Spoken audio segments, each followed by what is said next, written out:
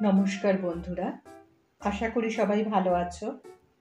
আবার চলে এলাম পাঠের আসরের নতুন এক পর্ব নিয়ে।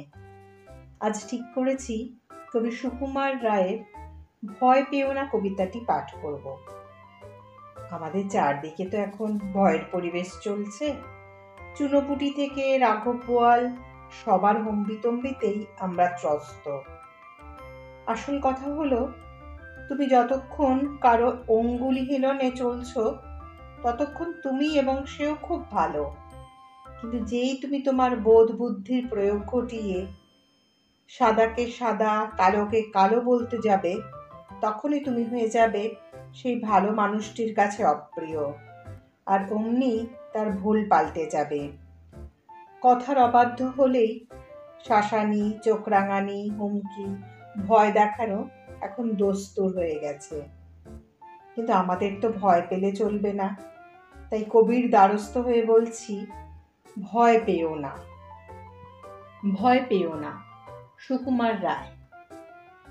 ভয় পেও না, ভয় পেও না, তোমায় আমি মারব না। সত্যি বলছি, কুস্তি করে তোমার সঙ্গে পারবো না। মনটা আমার বড্ড নরম, হাড়ে আমার রাগটি নেই। তোমায় আমি চিবিয়ে খাবো এমন আমার সাধ্যি নেই।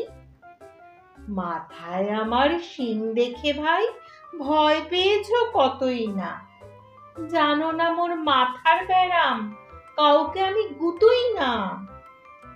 এসো এসো, গর্তে এসো, বাস করে যাও 4টি দিন।